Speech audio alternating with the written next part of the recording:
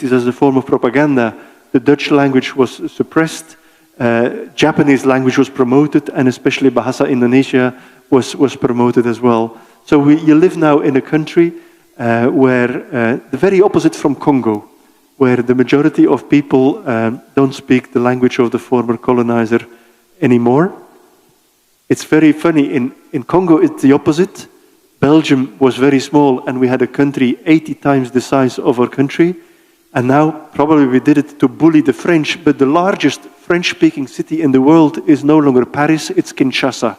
And that is the result of Belgian colonialism. So you have that process. And then I've had this impression very often, not just in Indonesia, but also in Congo. First time I arrived in Congo as a Belgian, I was almost embarrassed to say, like, sorry, I'm Belgian. And Congolese people told me, why would you apologize for being Belgian? We are family, we have a shared history together, and we're independent now. There was one Congolese man who once told me, he was 17 years old, but Papa David, Papa is like Papa. Papa David, how long is our independence still going to last?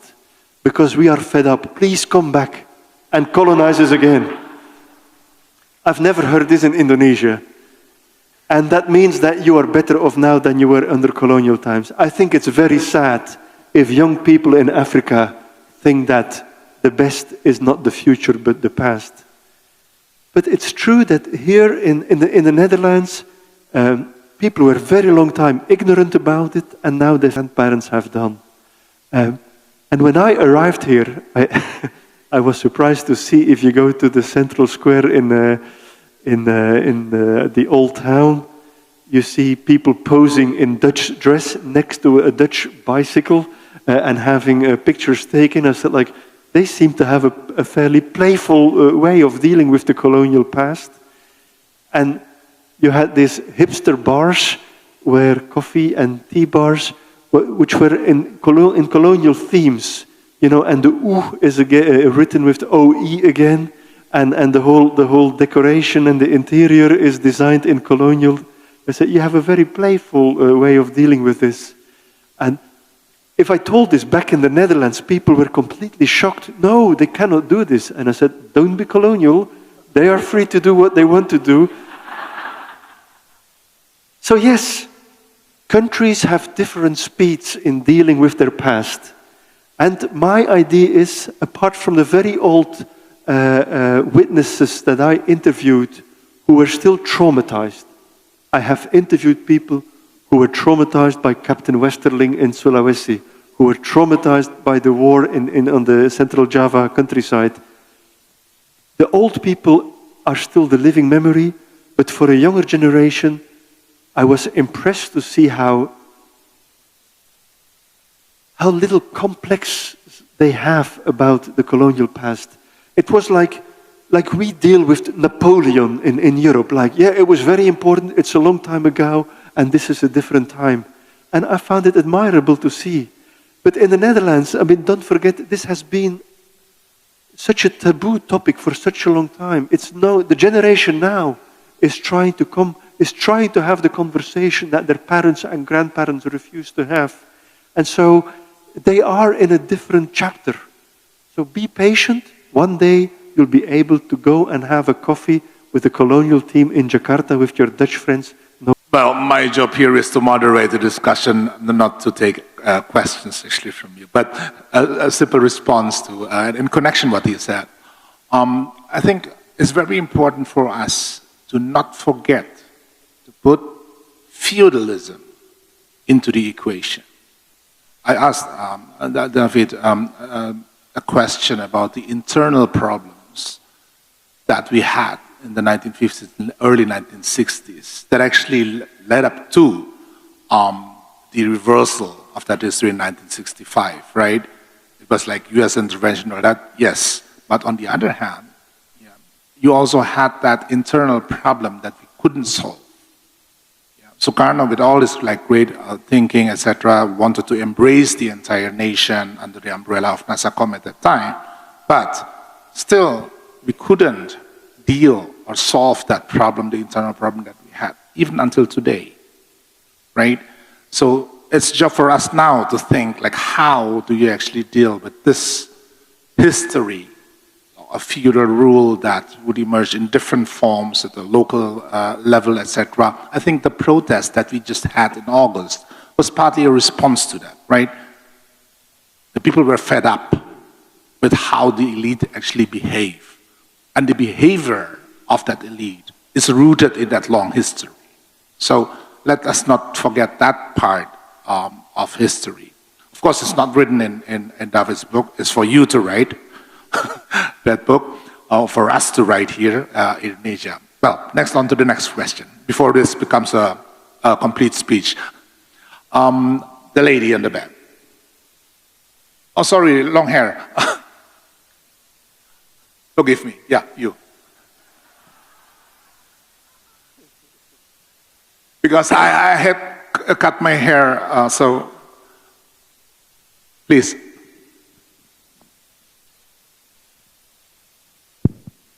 Okay. Yeah, I'm not a lady.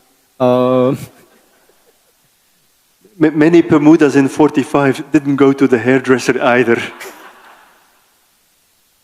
Yeah, we can't afford the haircut. So thanks for the opportunity. My question will be like a bit similar to the previous one, but I want to ask, like the Indonesian Revolution, like we created a vision, like a dream for a new world, one that is like unfortunately quickly killed off, especially within Indonesia itself. There was like a deep systemic erasure of our history. Like we self-imposed a amnesia of our national memory. Like, and as previously mentioned, like our literacy rate is still like very low. Even now that people can read, most people still wouldn't read books. Like, thank you for writing this wonderful book, but like most Indonesians still wouldn't read it because they just don't read books. Like my question is, how do we revive that dream of the new world? How do we keep dreaming? Because I think like more than any time in the history of Indonesia, as you mentioned, we are facing colonialism of like the future. How do we fight back against that? So is the question, how do you stimulate historical interest? Yeah, I'm sorry, I don't have Sukarno's confidence. So sorry if I'm not like my questions is like a bit like unclear, but yeah, I want to ask how we could like invoke again like this dream of a new world that within Indonesia, so we could like free ourselves from this colonialism of the future. Thank you very much. Thank you.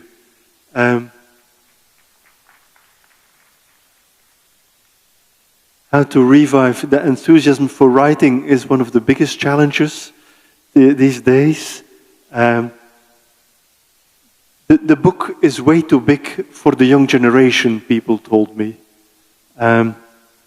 I tried to write the shortest book possible, and this is the shortest book I could possibly write on Revolusi.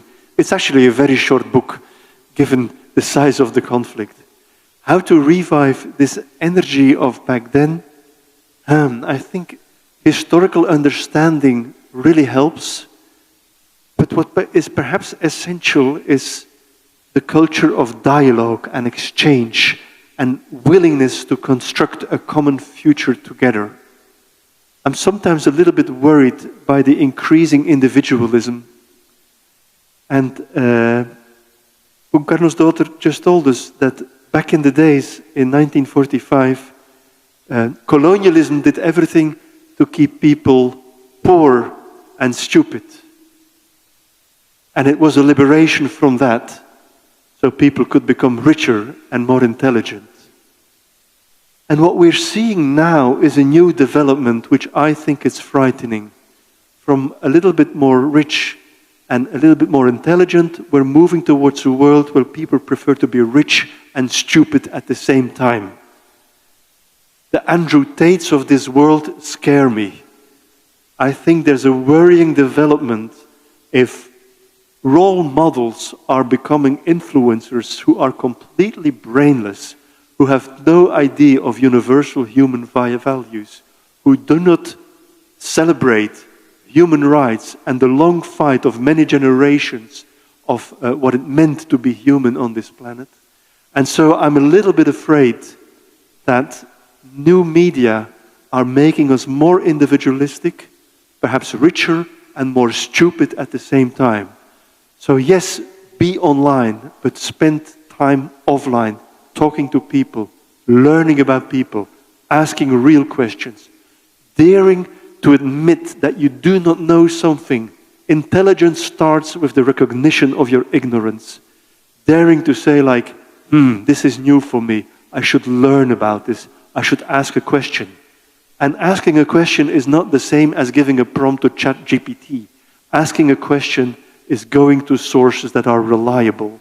And so my invitation would be, if you want to rekindle the spirit of Bandung, the energy of the Kemerdekaan, I think free yourself also intellectually, free yourself morally, sit down, talk together, and learn, learn, learn.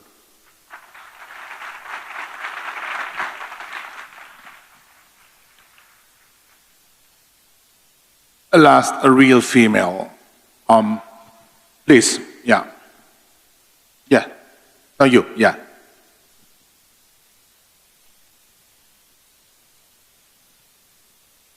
Hello, my name is Rizka. I'm here representing the parents of the future generation of Indonesia. I know that you're not Dutch, but just in case, you know, how far has the history been corrected in Dutch curriculum, especially for the youth? How far has the Dutch or any country who were once colonizers intervened to educate the younger generation to admit the past cruelty and to ensure that the colonizer spirit doesn't carry on? Because as you're probably aware that it's very difficult to get up on our feet as children of a nation with long history of colonization. I'm afraid when you're talking about colonization of the future, I'm just afraid. If you say that the family of Hatta and the family of Shahrir eventually got to meet up in London and take a picture together, I'm afraid that our kids, my son is now 13 years old, I'm afraid that he will be colonialized by a 13-year-old kid who is now around the same age, whose great-great-grandparents were once colonizers, and the history is still not being corrected. And the nation has not taken responsibility to correct the history as it is. Thank you. Thank you very much. And now I have to admit something. My true ambition is to colonize the Dutch educational system. And what I've seen with my book and a number of other publications, something is changing. It is possible to bring about change. And new museum exhibits are being made in the Rijksmuseum, in the Resistance Museum. New handbooks for schools are being written. New activities are being unfolded. It's really interesting to see that a young generation is willing to say like, we have a different outlook on the world. For their parents and their grandparents, to be a good person was to be a loyal Dutch citizen. And your prime loyalty was with the Dutch nation. For the younger generation, there's something more important than the Dutch nation. It's human rights. And to be a good person is to be respectful of human rights. Even if that involves getting a different perspective on your country's past. So luckily, that is happening now. And that is part of my efforts of trying to colonize the Dutch educational system. And at the same time, I've been appointed, half a year ago, I was appointed as, they call it in Dutch, they call it Denker der Nederlanden. It's like the thinker of the